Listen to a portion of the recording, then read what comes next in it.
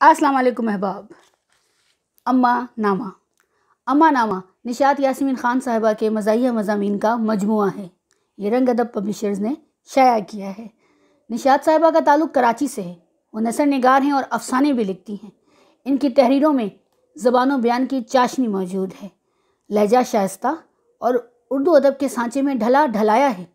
ان کا طرز تحریر ہمارے موجودہ عہد کی تہذیب و ثقافت اور سماجیات و معاشرت کا آئینہ دار ہے۔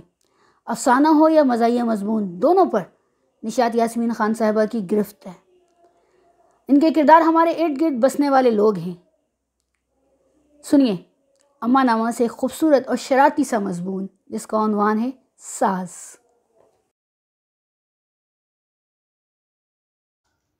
بقول ہماری اماں کہ ساز کبھی ماں نہیں بن سکتی، یہ بات وہ اپنی بیٹیوں کی رخصتی کے وقت اچھی طرح سمجھا دیتی تھیں۔ یہ اور بات کہ بیٹی کی سمجھ میں کچھ نہیں آتا تھا، کیونکہ یہ وقت اماں کے فرمودات سمجھنے کا نہیں ہوتا ہے۔ یہاں تو صرف یہ فکر لگ رہی ہوتی ہے کہ میں کیسی لگ رہی ہوں، میک اپ اور جویلری اور جوڑا کتنا خوبصورت ہے۔ ہمیں بھی اماں سے جو تھوڑا بہت اختلاف تھا، اس کا کھلم کھلا اظہار کرنے کی ہمیں ہمت کہاں تھی۔ اب یہ کوئی چینستا تو ہے نہیں کہ سمجھ نہ آ سکے۔ یہ سانپ اور سیڑھی کی کھیل جیسا معاملہ ہے، کہیں گوٹ سیڑھی چڑھ گئی، کہیں سے سانپ نے نگل لیا۔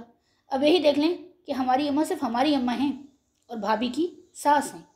اب بھابھی کی ساس ہماری اماں تو بن سکتی ہیں، مگر ہماری اماں بھابھی کی اماں نہیں ہو سکتی۔ فون کی گھنٹی بج رہی تھی۔ ہمیں گھن گھرت سے اندازہ ہو گیا کہ اماں کا فون ہے۔ ہم آٹا گوندھ رہے تھے، اس لیے لپک کر فون نہ اٹھایا۔ ہم نے اپنے آٹے میں سنے ہاتھ جھٹ پٹ دھوئے اور فون اٹھا لیا۔ اتنی دیر میں ہماری اماں کو اختلاج قلب کا دورہ پڑنے میں صرف ایک آنچ کی کسر رہ گئی تھی۔ گھبرا کر بولی، چندہ میری جان کہاں تھی؟ اتنی دیر میں ہمارا تو دل ہول گیا۔ ویسے آپس کی بات ہے، ہماری اماں دوسروں کا دل ہولانے والی ہستی ہیں۔ ہم نے کہا، اماں ہاتھ خالی نہ تھے، ہم آٹا گوندھ رہے تھے۔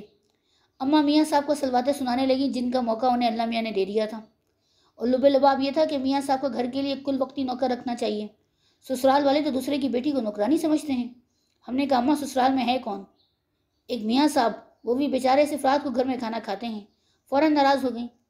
ہماری بیٹی ہو کر سسرال کی حمایتی بن جاؤ گی، یہ ہمیں معلوم نہ تھا۔ ہم نے قصہ مختصر کرنے کی خاطر کہا، اماں آپ نے کیوں تکلیف کی؟ ہم تو خود آپ کی طبیعت پوچھنے کے لیے فون کرنے ہی والے تھے۔ اماں آواز میں کمزوری لاتے ہوئے بولیں، چندہ کیا بتائیں، آج کل ہمارا اختلاج قلب بہت بڑا ہوا ہے۔ تم دونوں بہنیں آ جاؤ گی، تم کو دیکھ کر کچھ جی کو قرار آ جائے گا۔ ہم نے کہا، اماں اختلاج قلب میں تو گلقند بہت مفید ہوتا ہے، آپ نے ہارمون سیب کا مربع بھی کھایا کریں، جی کو قرار آ جائے گا۔ غصے سے بولیں، اے خاک ڈالو منہ گلقند اور سیب کے مربے پر، بہتریا کھاتے ہیں، ہمارے جی کو تو تم کو دیکھ کر قرار آئے گا۔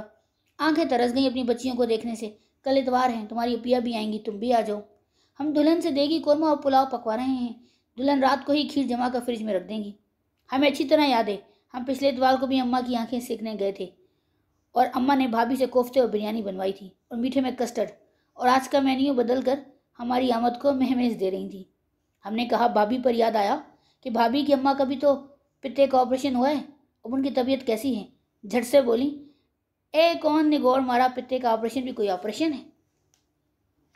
آج کل تو ڈاکٹر ایک سوئی چبھو کر پورا پتا باہر نکال لیتے ہیں، اور ہماری سمجھن نے ایسا کون سا نیا کام کر دیا ہے جو یوں ڈھول لے کر پیٹ رہی ہیں؟ ہمارے شہر میں تو ہر دوسرا شخص بغیر پتے کے پھر رہا ہے۔ لوگ تو آج کل شوقیہ پتا نکلوا دیتے ہیں، نہ رہے بانس نہ بجے بانسری۔ اس کے ساتھ ہی انہوں نے بغیر پتے والوں کی ایک فہرست سنانا شروع کر دی۔ ابھی ان کی فہرست نامکمل ہی تھی کہ ہم نے اماں کو ٹوک دیا، اماں اس کا مطلب ہے کہ جب سے بھابھی کی اماں کا آپریشن ہوا ہے وہ ان کو دیکھنے نہیں گئی ہیں۔ وہ مزے سے بولیں، اے تو چندہ تم بھی حد کرتی ہو، اب کوئی اپنا گھر چھوڑ کر روز روز میگی کے چکر تو نہیں کاٹ سکتا۔ عورت کا اصل مقام اس کا گھر ہوتا ہے، اور ہمیں اماں کے فرمودات سے اختلاف ممکن نہ تھا کہ ساس کبھی ماں نہیں بن سکتی۔ مضمون کا اختتام۔